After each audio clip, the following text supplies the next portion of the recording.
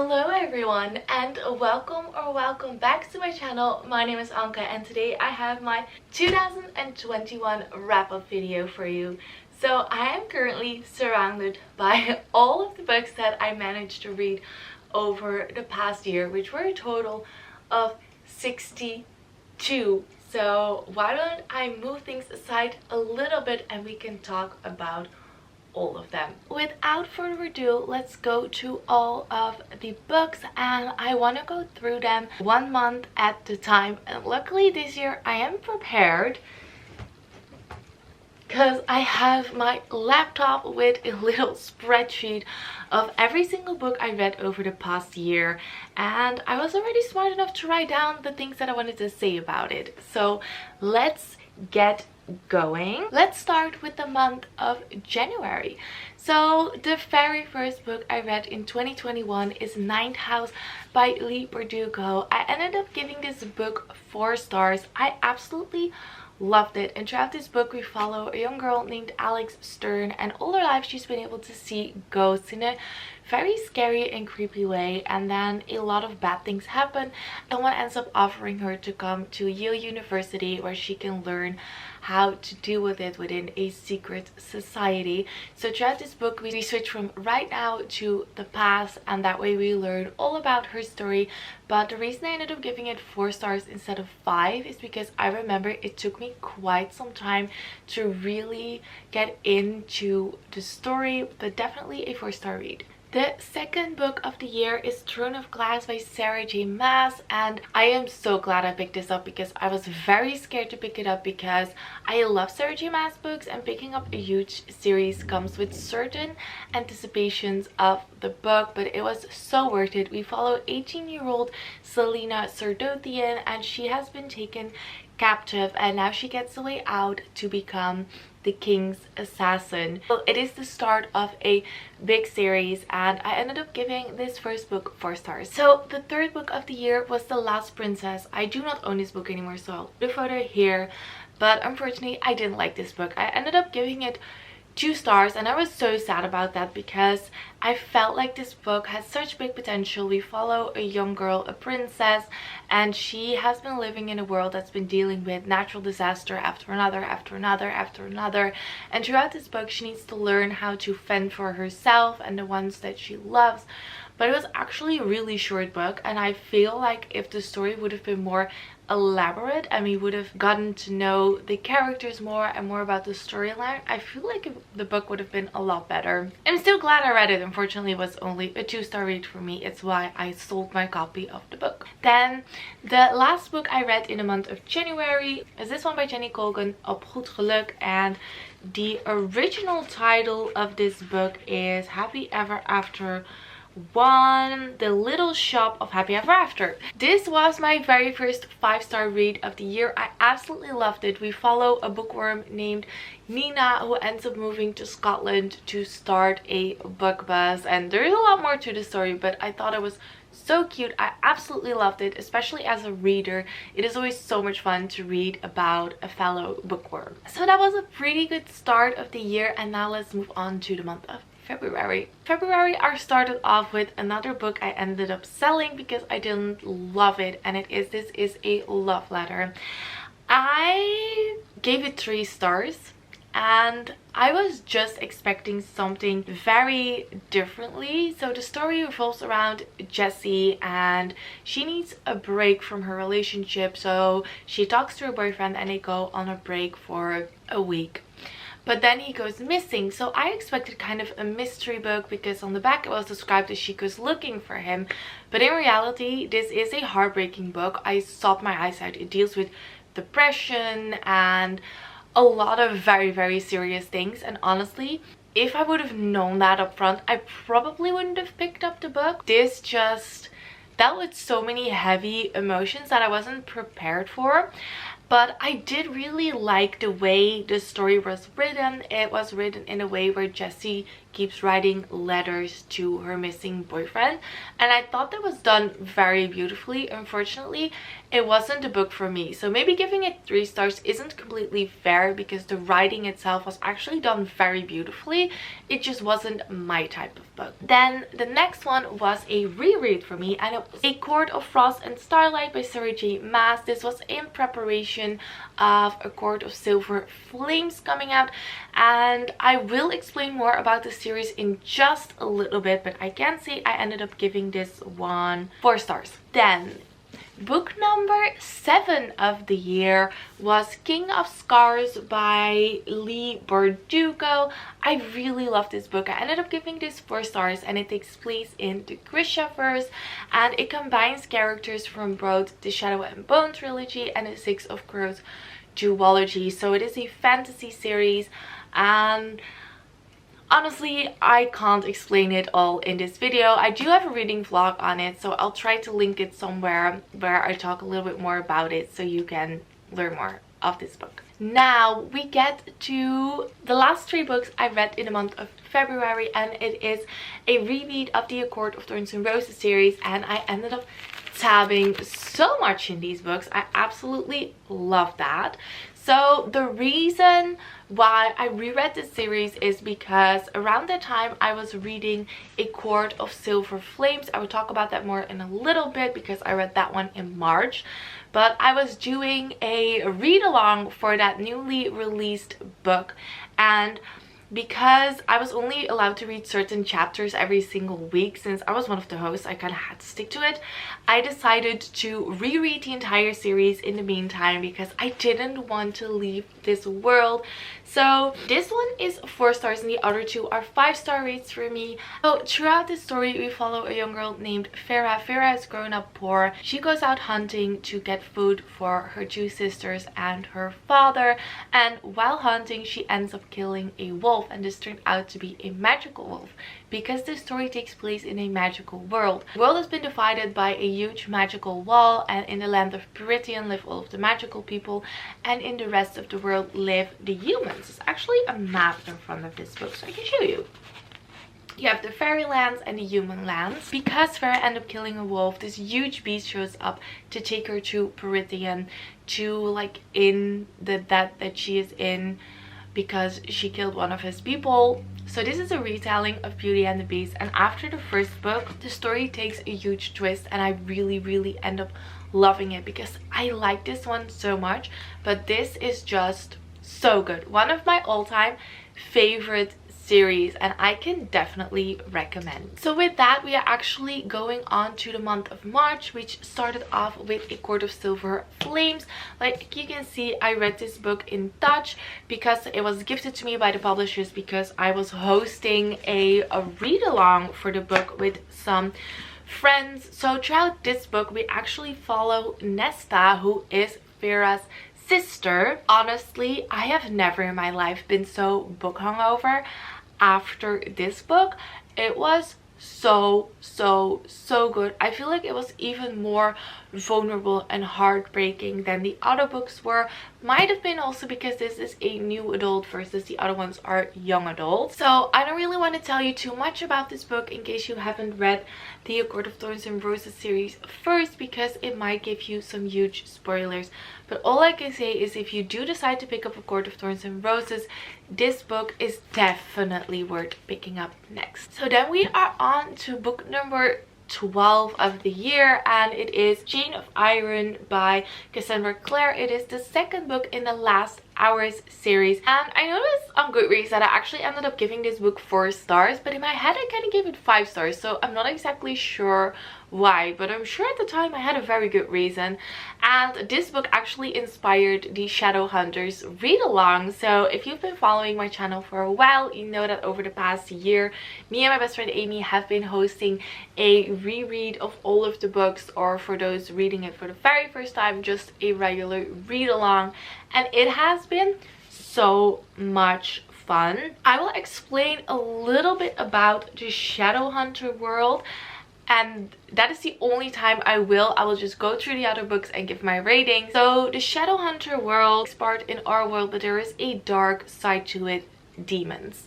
And 1,000 years ago, a man named Jonathan, he called upon the angels to give him special powers to defend against those demons. So he has been giving some special powers and a cup to turn other people's Shadowhunters as well. And they work with steelies, where they like write these signs on their skins, and it gives them special powers like endurance, strength, all those type of things. And this is like a 20+ book series. It has been divided into many different series. Like this one is The Last Hours. It takes place in the early 1900s, and it is so difficult to explain. So if you want to know like more about it, then I suggest you watch some of the Shadowhunters read along videos. I will link the playlist somewhere so you can just watch that. And with that, we go on to the month of April, and we start the month off with another book I do not have anymore. Like, I'm not starting these months off too amazingly, because I read An Assassin's Guide to Love and Treason, and again, this book sounded so promising, but it ended up being a 2-star read.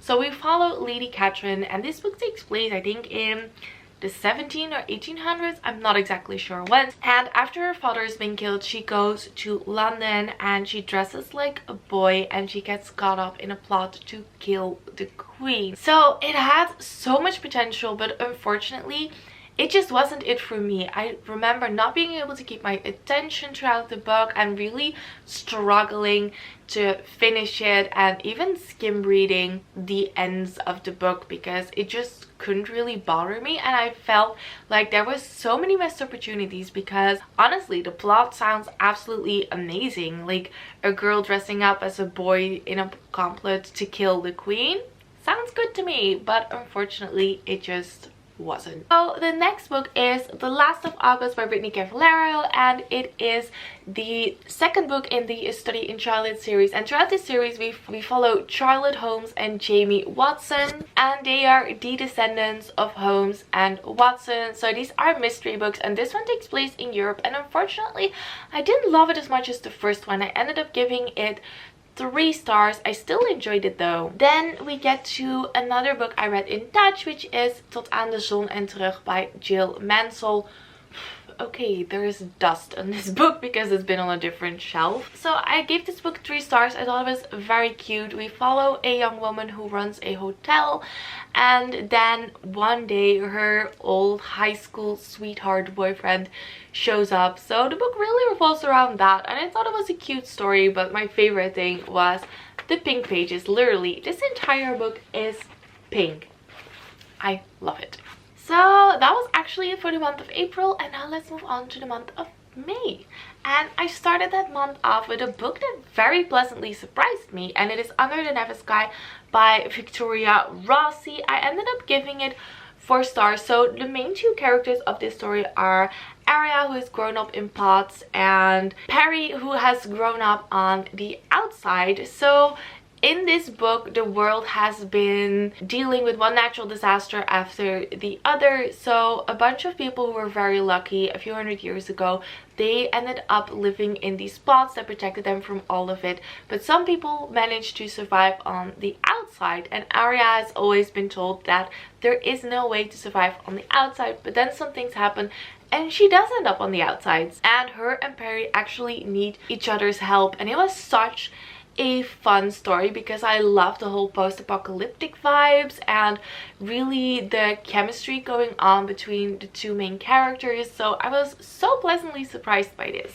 And then we got to the official start of the Shadowhunters read along with City of Bones by Cassandra Clare. This is book 1 from the Mortal Instruments, and I ended up giving it 4 stars. And like I said, I'm not going in depth about these books anymore because there are a lot of them and it will just take too much time. Then we get to move on to one of my favorite reads of the year, which was The Flat Share by Beth O'Leary, and this is so cute. I gave it 5 stars, and it has the one not even the one bed, the one house vibe it has. So we follow Tiffy and Leon, and Tiffy just got out of a toxic relationship and she desperately needs a cheap place to stay in, and Leon needs some extra cash and he works throughout the night, so he decides to co-share his apartment, in this case with Tiffy. Tiffy lives there while Leon's at work, and the other way around. So they share an apartment without knowing each other, and they get to know each other through leaving sticky notes throughout the apartment, and obviously the stuff that Leon already has there and that Tiffy brings into the apartment. It is so cute, such a loving, warm book, with still dealing with some really heavy things like the toxic relationship that Tiffy went through, and you know, some things that Leon's going through as well. So I thought this was such a good book. And this was actually a really good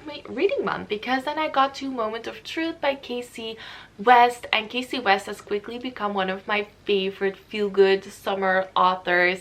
And I gave this book 4 stars, and throughout this book we follow Hadley Moore. She is a swimmer trying to get a scholarship, but then through one of her swim meets this guy shows up in a heat header mask and he kind of ruins her meet, and she is going throughout this book trying to find out who did that to her. So it is such a fun and cute story that pushes her out of her comfort zone, and there's like the cutest love interest. I thought this was such a cute and sweet book. If you haven't seen my top 10 favorite books, this was my favorite book of the year.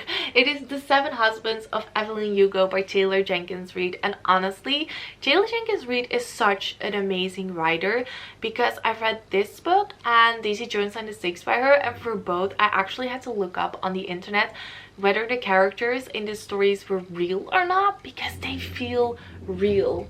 So this book, we follow Monique Grant, who is a very unknown journalist, and she gets asked to write Evelyn Hugo's memoirs. And Evelyn Hugo has been a huge movie star for years and years and years, and she is in her 70s now, and she is telling her story to Monique through the 7 husbands that she's had throughout her life. Like, it is an amazing story. I can't really describe anything else and just say please pick this up. It is so worth reading. Then we are coming to the next 2 books, which are book 2 and 3 in the Throne of Glass series. I'm not going to talk about this series anymore either, because I don't want to give any spoilers, but I can just say I ended up giving both of them 3 stars. And then I end the month with City of Ashes by Cassandra Clare, which is the 3rd book in the Mortal Instruments series. And with that we move on to the month of June. In June we start off with City of Glass by Cassandra Clare, which is the 3rd book in the Mortal Instruments series. I think I just said the 3rd book for this one. This is the 2nd one, this is the 3rd one. I'm sorry. I ended up giving this one 4 stars. And then we move on to book 4 in the Throne of Glass series, and this was 3 stars. The books take a different turn, and for a while I wasn't sure how I was feeling about it. I still really liked it. I just wasn't sure whether I was loving it. But yeah, that was actually book 25 of the year that I read. And then we move on to my favorite series within the Shadowhunters series. It is Clockwork Angel by Cassandra Clare, and it is book 1 in the Infernal Devices series, and I ended up giving this one 4 stars. And that actually ends my reading month of June already. That was a quick one, and we move on to July. July starting off with Love, Life and the List by Casey West, and we follow, I'm always so bad at remembering characters' names. We follow Abby, and Abby loves art, but when she's being told that her art doesn't show really any heart, she decides to create a list. And that list she needs to get through throughout the summer, and it should help her with her art become more in tune with herself and her creative side. And it is such a cute story. It does deal with some heavier aspects as well. Casey West is always really good with that, making it a sweet contemporary while still adding something extra that usually has me tearing up by the end. Then book number 28 I actually read on my e-reader, and it is called Runaway Train, and I was actually gifted this book, and I was so pleasantly surprised by it because I ended up loving it. So this takes place in the 90s, and it's pretty much a story of sex, drugs, rock and roll, where we follow a young girl who deals with the loss of her sister, and she decides to go on a journey to find herself by running away from home. It was such a heartbreakingly beautiful story. I absolutely loved every minute of it, and I ended up giving it 4 stars. And then we get to Love and Olives by Jenna Evans Welch, and this book was so cute. We follow Liv, and Liv hasn't really had any contact with her dad over the past years and years of her life, and then for the past 6 months he's been writing her postcards. And the book starts off with her getting a postcard of her dad asking her to come to Santorini, Greece, where he's living, to help him film a documentary about the lost city of Atlantis. And the lost city of Atlantis is what they used to go looking for as kids. So her mom thinks it's an amazing idea and she sends her there. And she ends up living in a bookstore for the summer, and it is so cute. I really love the vibes of this book, and it's very beautiful to see Liv trying to reconnect with her father and following that story. I loved it, and I ended up giving it 4 stars. So as you can see, the trend of me giving book 4 stars while saying I love them, I've become very strict with only giving absolute favorite books 5 stars. So that's why that is. And then we get to an actual 5-star read, which was The Secret Garden by Frances Hodgins Burnett.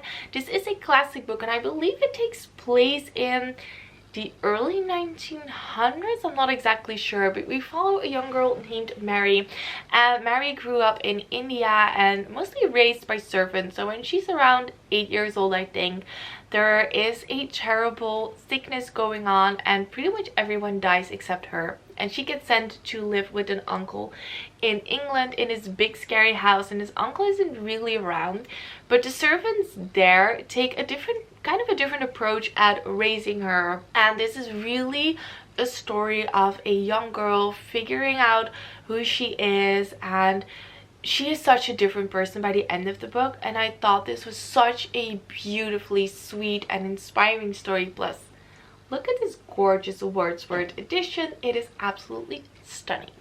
And then the next 2 books that I read are book 2 and 3 in the Infernal Devices trilogy from the Shadowhunter series, and I did end up giving both of these 5 stars. I love it. And with that, we actually get to the month of August, which started off with the book You Have a Match by Emma Lord. And oh my, this was such a cute book. I gave it 4 stars as well, and this was actually recommended by Abigail from Abigail's Cup of Tea. She said that this book was the perfect book for people who loved The Parent Trap, and that was one of my favorite movies growing up as a kid, so I knew I had to pick it up. So throughout this book, we follow a girl named Abby, and she takes this DNA test for fun, but she actually ends up finding out that she has an older sister that she doesn't know about, Savvy. And Savvy is actually a camp counselor throughout the summer, so Abby decides to go to that camp, so they have the entire summer to figure out exactly who they are and what the story is of why Abby's parents ended up giving Savvy up.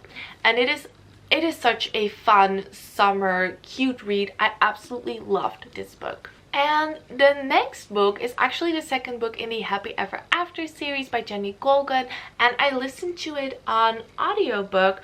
And this one was so cute because we follow a young woman named Zoe, and she also ends up moving to Scotland with her young boy to become an au pair for a family of 3 kids, and they don't have a mother. So these kids are being described as pretty much unhandleable, but she is doing really well with it, and she also has a part-time job in Nina's book bus. So that is how those 2 books are connected, and I thought that was such a fun, smart and creative way of connecting the books while still following different characters and still learning more about the character from the first book. Then we go back to the Mortal Instrument series with book 4, which is City of Fallen Angels. I loved it. I ended up giving it 4 stars. And after that, I read my first non-fictional book of the year, which was Atomic Habits by James Clear. I ended up giving this 4 stars, and I actually ended up like highlighting throughout this book. So this is really sort of a self-help book on how to create new habits in your life.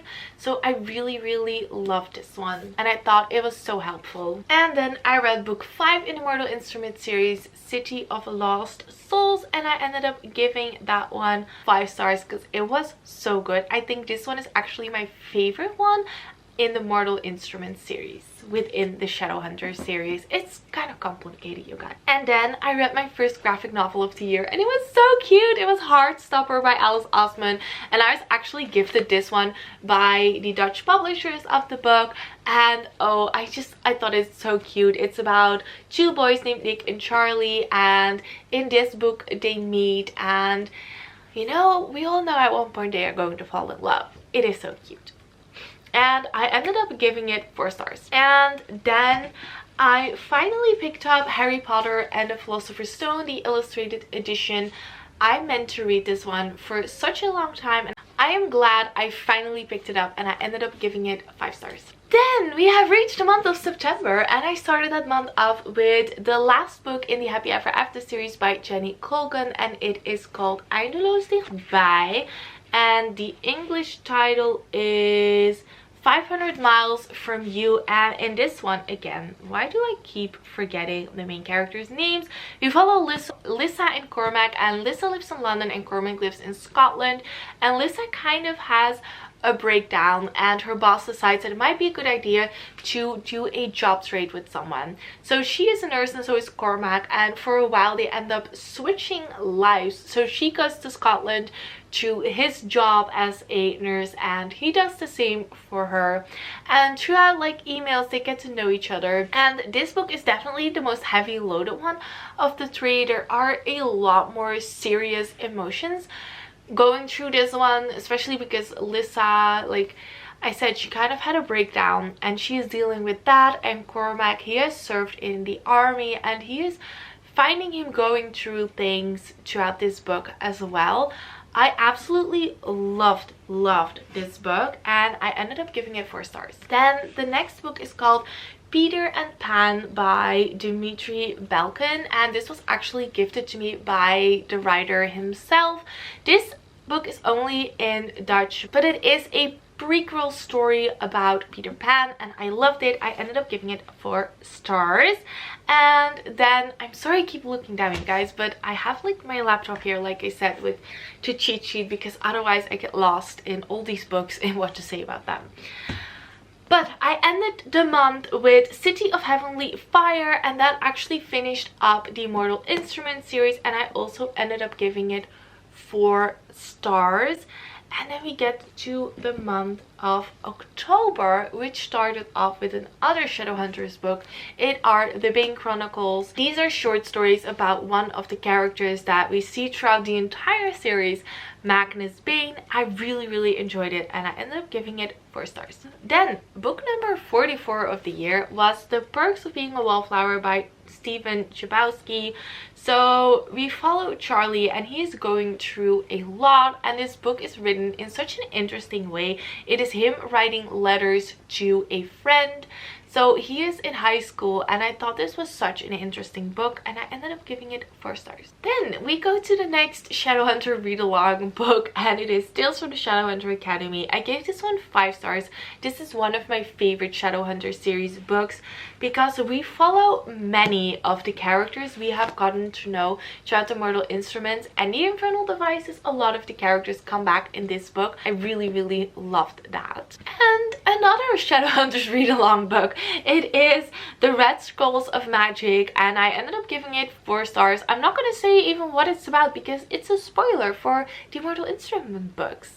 So all I can say is 4 stars. Oh, then we get to my 3rd favorite book of the year, As Good as That by Holly Jackson. Oh my goodness, I loved this book so much. So this is the 3rd book in the A Good Girl's Guide to Murder series. I have the first 2 books right behind me, and these books we follow Pip, and Pip is in high school and she has been solving mysteries for a few years now. It all started off in the first book with a school project where she ended up solving a murder, and I can say that this book is the craziest one of them all. It is definitely my favorite one of the three, and on the back it says, Pip Fitzroy is haunted by her last investigation, but soon a new case finds her, and this time it's all about Pip.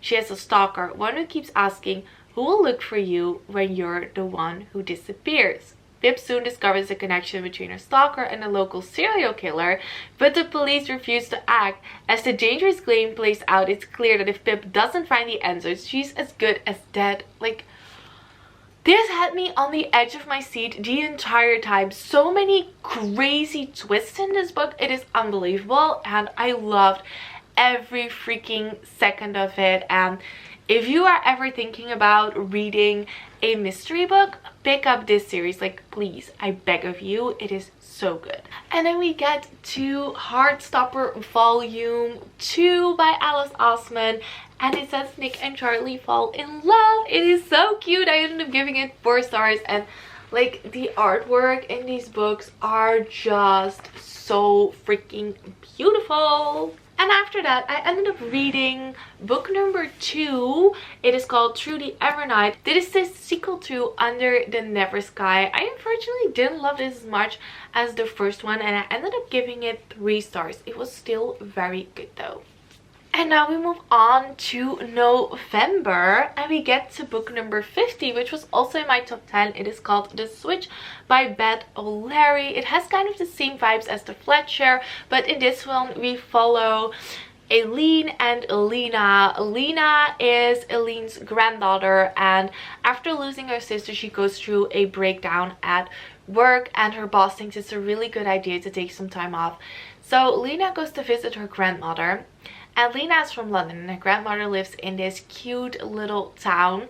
And it has always been her grandmother's dream to live in London. And since her husband has pretty recently left her, let me remind you, this is a woman in her 70s, they decide that it might be fun to sort of switch places for a while. So Lena ends up living in her grandmother's house, and Eileen ends up going to London to live in Lena's apartment with her friends. This is such a cute and fun story of really refinding yourself, reconnecting with who you are and what you want out of your life. I loved it. It was so good. 5 stars for me. Then we get to The Lost Book of the White, which is the book that follows the Red Scrolls of Magic. It is the second book in the Alice Curse series, and I ended up giving it 3 stars. And then we get to a 5-star book, which was Lady Midnight by Cassandra Clare. It is also for the Shadowhunters book, and it is the first book in the Dark Artifices series. Again, I'm not going in depth about these books because it would be so much. And that actually ends the month of November, and we get to the last month of the year, and I read way more books in that month than I realized. Like, I have the pile here, and I'm like, wait, did I actually read all of these in December? It doesn't feel like it.